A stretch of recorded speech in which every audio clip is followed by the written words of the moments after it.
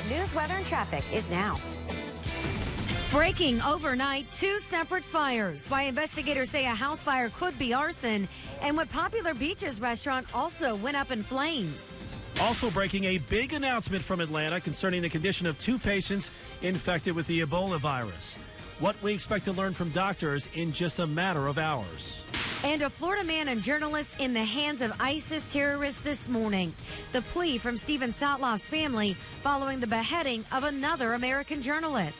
23 minutes of nonstop news, weather, and traffic is just ahead. Fox 30 Action News this morning starts right now. Live coverage you can count on.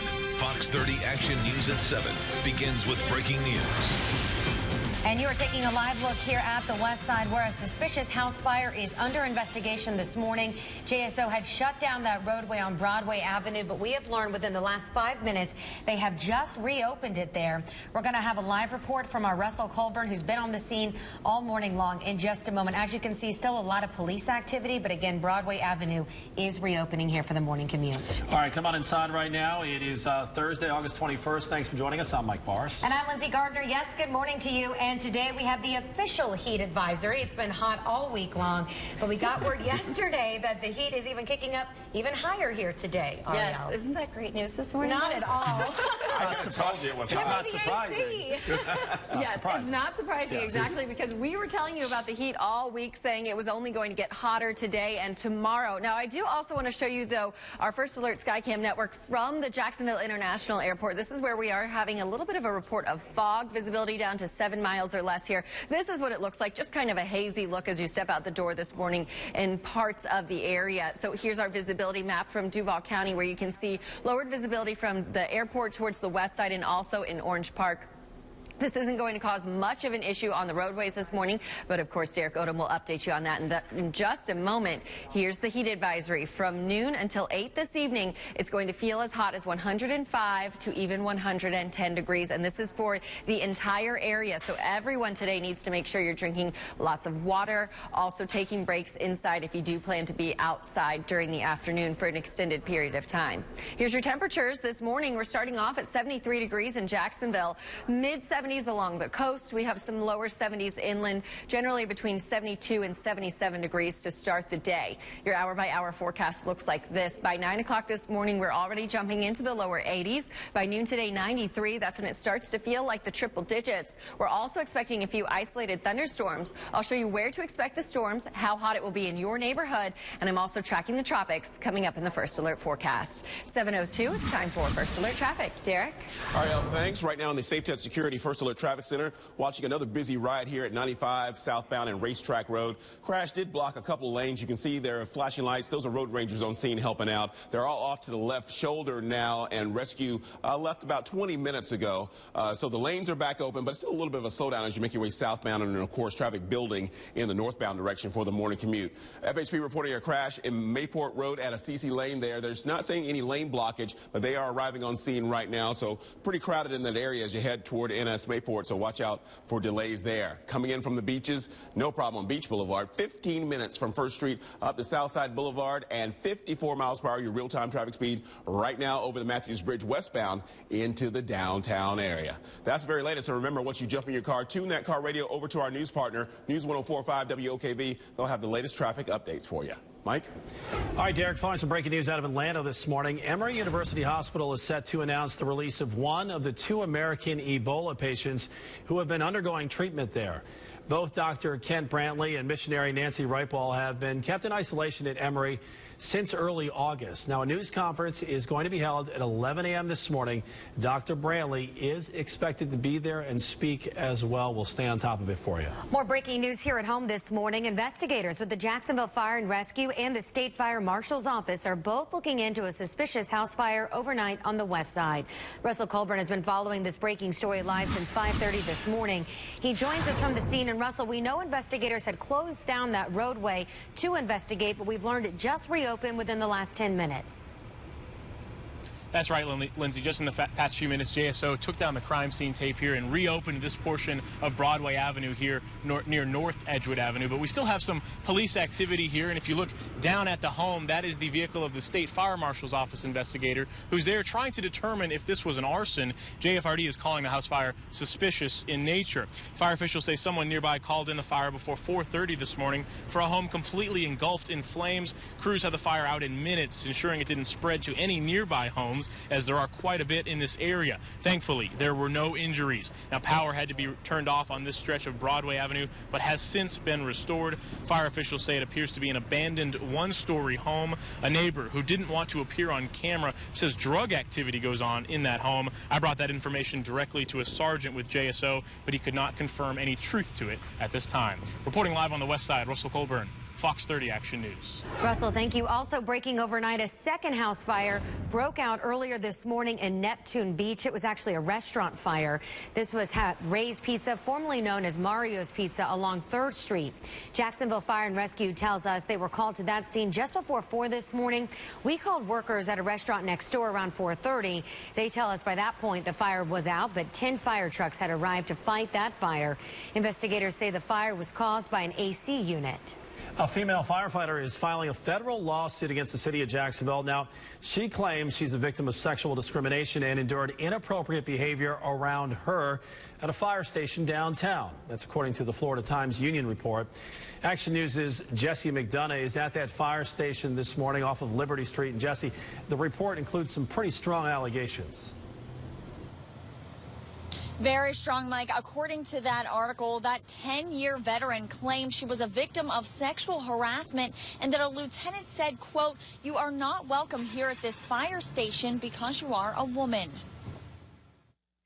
We're not showing the name of the woman on this federal lawsuit we found online. According to the Times Union, the woman claims she was targeted for retaliation and the subject of extra discipline after she complained about the way she was treated in this firehouse. The report quotes a male lieutenant who allegedly told her, quote, "We come here to get away from our wives and girlfriends, and we can't do what we want because you're here." It says they also said we aren't changing 150 years of tradition just because there's a blank in the house now. The woman named in the lawsuit was reportedly one of 6 firefighters reprimanded for a risque performance at a Southside bar.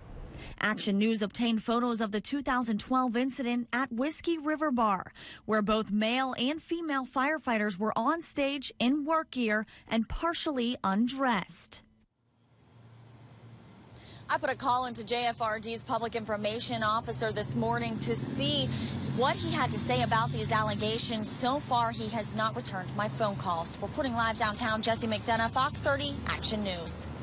Jesse, thank you. It's 7:07 right now. Protests demanding justice for Michael Brown continue in Ferguson, Missouri. But overnight, authorities say the demonstrations were much smaller and much quieter than they have been since the unrest erupted nearly 2 weeks ago. It comes as a grand jury will decide if the officer who shot and killed Michael Brown should face any charges. Attorney General Eric Holder is also there in Missouri assessing this case for a federal investigation. Action News' Sunland Safadi is on the ground in Ferguson this morning, where Michael Brown's family is preparing for his funeral on Monday after just seeing his body in the morgue on Wednesday. A calm night for the first time since the killing of Michael Brown 12 days ago. Overnight here in Ferguson, the streets were nearly empty and the protesters have started to thin out. Nearly everyone who marched to protest the shooting death of Michael Brown did so peacefully Wednesday night. Police say they arrested only 6 people, down from 47 the night before. A line of storms rolled through, possibly keeping some people off the streets. The man in charge of Ferguson security says the trend is good. Well, I know small steps turn into big steps, and so we've been taking small steps every night. Captain Johnson also met with U.S. Attorney General Eric Holder, who visited Ferguson Wednesday. Holder met with community leaders and Michael Brown's parents. He promises the federal government is on the case. Hopefully will have a calming influence on the area. If people know that a federal thorough investigation is being done. A protest was held outside the county prosecutor's office Wednesday, where a grand jury began hearing evidence against Darren Wilson, the officer accused of shooting the 18-year-old Brown. The St. Louis County prosecutor expects to have it completed by mid-October. Stop pointing it!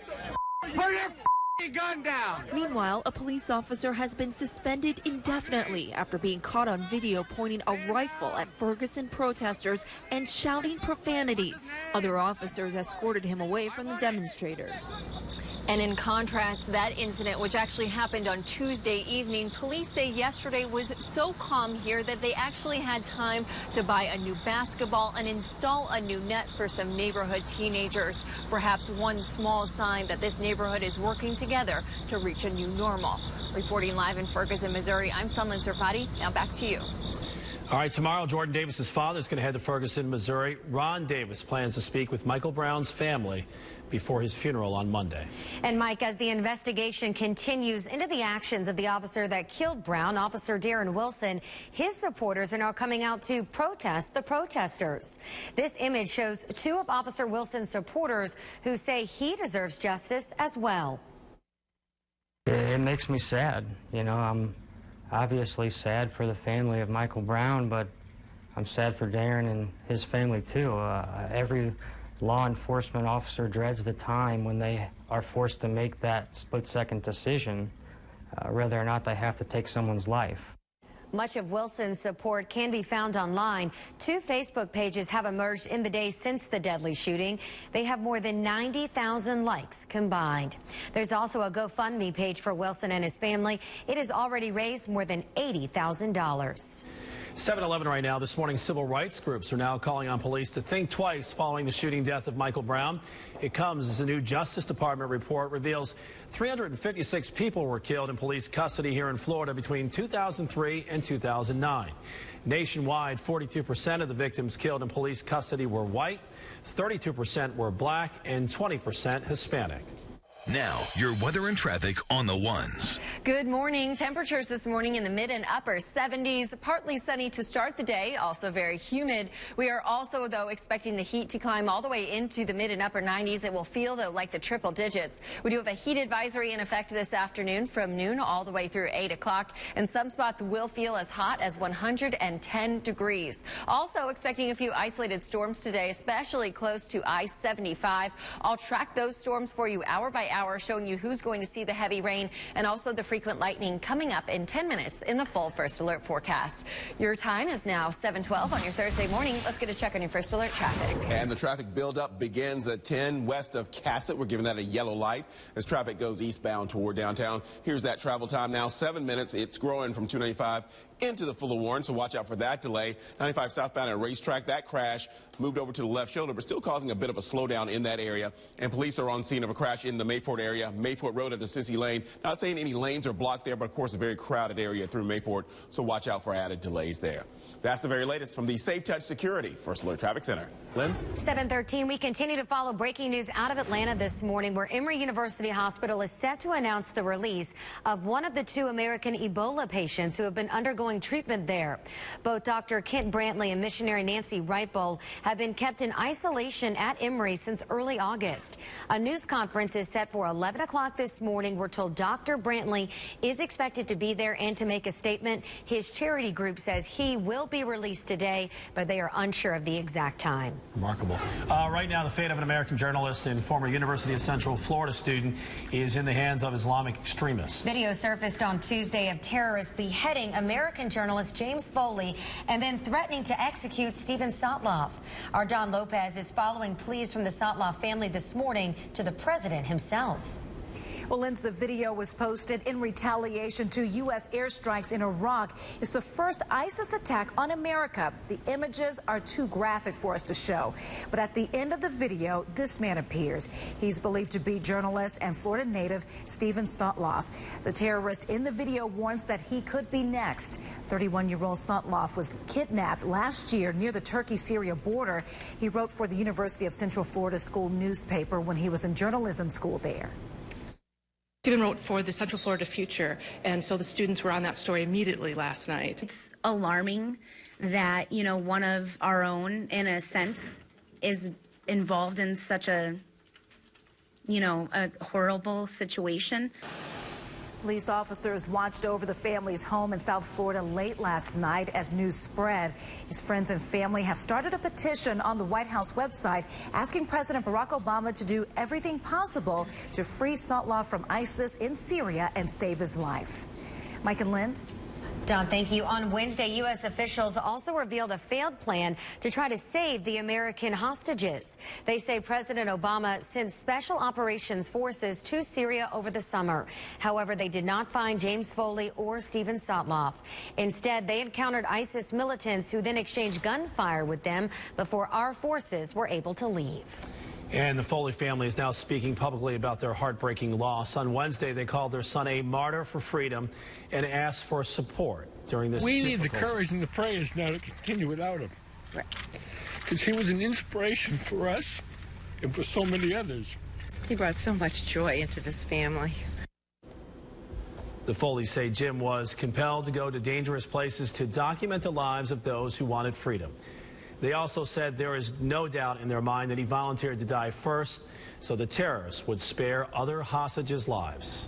7:15, new information on the murder retrial of Michael Dunn this morning. He's the man accused of gunning down 17-year-old Jordan Davis after a fight over loud music. On Wednesday, the state attorney's office filed a notice that it will take a new deposition from a medical examiner next week. The interview is scheduled to happen in Tampa next Tuesday. Jury selection in Dunn's retrial is scheduled to begin September 22nd. Dunn is accused of shooting into an SUV full of teenagers at a Southside Jacksonville gas station in 2012, killing 17-year-old Jordan Davis. A jury has already convicted Dunn on 3 counts of attempted murder for shooting at Davis's 3 friends. A Jacksonville judge says one of the 3 suspects charged in the 2009 gang rape in Riverside is not mentally fit to stand trial. You leave! Leave! This was video of the outburst from a court appearance for Rakeem Michener back in April. Court officers had to forcefully remove him from the courtroom. Michener was committed to a state hospital, and his case will be reviewed again in February. Well, the wait is on this morning for a ruling that will impact thousands of local voters. After hearing from both sides in Tallahassee, a judge will soon decide if the state's new congressional map will stand. At issue is the state's 5th congressional district, represented by Corrine Brown. A coalition of voter groups says the new map still does not fix, quote, the bizarrely shaped district. The judge has a number of options still on the table, including ordering all new maps. Either way, a special election for the districts could still be called. All eyes are on Saturday for the Philadelphia Tanny Dragons after they lost to Las Vegas in the Little League World Series on Wednesday. But what a story this team has. The Dragons star pitcher, Monet Davis, got off to a rocky start but eventually struck out 6 batters before leaving the mound after 55 pitches. Davis has captured the world's attention for her 70-mile-an-hour fastball and being the first female to pitch a shutout in the Little League World Series. She's even the first Little Leaguer ever to be featured on the cover of Sports Illustrated. Her mother says all the attention has really been a whirlwind. I think it's starting to overwhelm her right now. The Dragons now have to beat Chicago tonight if they want a rematch with Las Vegas for the title on Saturday. Now, your first alert forecast, Jacksonville's most accurate. All right, outdoor sports today. You are going to need to make sure you're drinking plenty of water. Make sure your kids are drinking plenty of water if they have practice outside today. And it could possibly be canceled because of a heat advisory. It goes into effect at noon today, continues all the way through 8 this evening. It is going to feel as hot as 105 to even 110 degrees. So this certainly is dangerous heat to be exercising in or certainly working in. If you do work outside, you want to make sure you and your employees are taking breaks in the shade or even inside in the air conditioning. And of course, like I mentioned, drinking plenty of fluids. Your temperatures right now are nice, though. We have 73 in Jacksonville, mid and upper 70s from St. Augustine towards Fernandina. Our cool spot this morning, 72 degrees in Folkston. All of those temperatures, though, are going to climb into the mid and upper 90s. So here's your hour-by-hour temperature forecast for today. The red line here is showing you the actual temperature. The white line is showing you the feels like temperatures. So already going to be in the 80s by 9 o'clock this morning. By 11, 89. We'll get up to the mid-90s already by 1 o'clock. 97 is your official high for today. It's going to feel, though, like I mentioned, like 105 to 110 degrees throughout much of the afternoon. And that continues even into the early evening. So really not going to get much in the way of relief from the heat until after the sun sets. This is what it looks like outside. It is really a beautiful start to the day. We have really some flat water, some folks out there paddleboarding. It's going to be a nice morning for that. I just sent out a tweet. If you want to do anything outside, now's the time to do it because we are going to start to heat up. Also, we're expecting some isolated storms. Here's the hour-by-hour forecast for your Thursday, starting off at 9 o'clock this morning. Just a few clouds out there. We'll see that all the way through 2 o'clock, staying dry. By 2 to 4 o'clock, though, I do expect to see isolated storms developing close to I-75 and even west of that. So not all of us going to see the rain. In fact, few of us will see those showers and storms, but they may produce some gusty winds as they develop for a short period of time. After 7 o'clock, I do expect all of those showers and storms to dissipate. Then overnight tonight, partly cloudy. And as we head into early Friday, we'll even see our skies clearing a bit by early Friday morning. I'm also tracking the tropics. We have Invest 96L. This is an area of low pressure that the National Hurricane Center is investigating at this time. Still just a tropical wave. We're seeing a little bit of development, though, here, which you can actually see on the satellite picture. Now, at this time, the forecast has a lot of uncertainty, but I do want to show you what our computer models are kind of pulling out. It's kind of pushing it off towards the west and northwest. And what we're seeing at this time is that it's now moving into an area of more moist air. So we are going to see the potential for development over the next couple of days. I still do not expect a major impact from the storm system, and any impact that we see will not come until the middle of next week. Muggy start. It's going to feel like the triple digits throughout the afternoon. We'll see those isolated storms close to I-75. The First Alert 7-day forecast with your weekend always in view. Hot all the way through Saturday. By Sunday, a weak cool front will move in. That's going to bring us more storms. It's also going to drop our temperatures just slightly. 92 by Sunday, 89 by Monday. 7:21 now. Let's send it over to Derek in the First Alert Traffic Center. Right now, looking at a good ride on 95 at 8th Street here, giving that a green light here in the Safe Touch Security First Alert Traffic Center. No major delays northbound if you're making your way up toward the airport. 13 minutes to make that drive from I-10. In from the beaches, all roadways looking good. Butler offering the best ride, 11 minutes from A1A into I-95. Southbound Racetrack Road on I-95, earlier crash had a couple lanes blocked. It's been sitting on the shoulder now for a while, but road rangers are still there and is attracting a little bit of attention as you head south toward County Road 210 and nearby on US 1. Right at Old St. Augustine Road, no problems at all. 48 miles per hour, your real-time traffic speed there. Hey, once you get in the car, get your updates on the go. News 104.5 WOKV, they'll keep you updated on the latest traffic information. And that's the latest from the Safe Touch Security First Alert Traffic Center. Mike? All right, Marineland Dolphin Adventures continues to celebrate the arrival of its newest dolphin calf, but she still needs a name this morning, so please help. This female dolphin calf was born back in May. The St. Augustine attraction, along with AT&T and the Georgia Aquarium, are all partnering up to launch the What's in a Name contest. So you can help pick her name from one of the 4 here on the screen. To vote, just go to the all-new actionnewsjax.com and click on the link to Marineland's Facebook page. It is right there under our entertainment tab. Still voting for Stella here this morning. Haven't changed my opinion. No, major setbacks for SeaWorld. The changes the theme park officials are making years after one of its trainers was killed by a killer whale. Plus, cleaning up after vandals. Who is coming to help in the community to clean up racist graffiti? Now, lots of breaking news this morning. This one on the west side. A home goes up in flames. What fire rescue is saying about a possible criminal cause.